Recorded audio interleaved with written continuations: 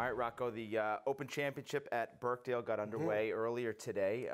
You know the tournament, you know the major championship very well. You played in 6 British Opens. Your last, 2008, at Royal Birkdale, I believe. I played a lot. I played like 12 Opens. Yeah.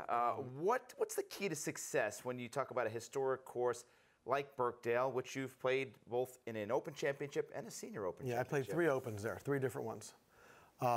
Birkdale's a different one. It's more hilly.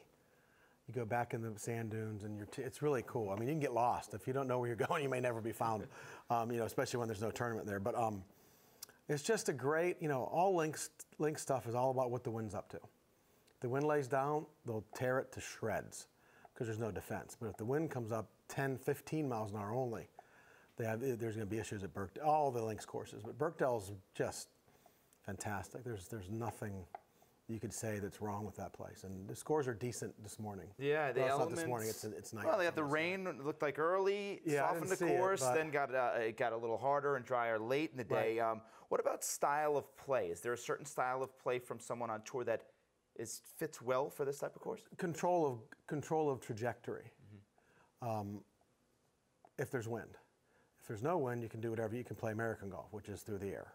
Over there, if it starts to blow and it gets firm, it's hard to play through there. The ball just won't stop, especially off the tee. So you have to drive things down and run things into places, and accept your 20 or 30 footer sometimes is a great shot. What about links golf in general? Do you like it? I love it. I looked at some of your history there. I think T18 I never did best, great, but I always loved playing over there. I was always, I think 18th was at Birkdale. In 08. I think it was 08.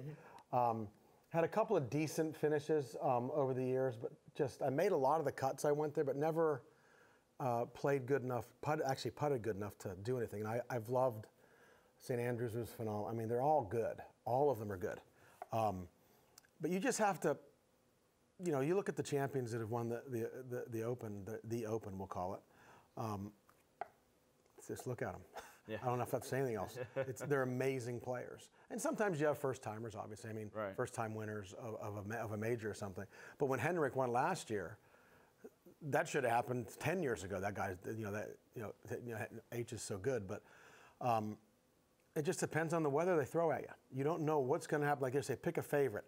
I don't know. If I knew the wind was going to go blow 30 every day, then you have your list. If I knew the wind was going to blow 5, then you have your list.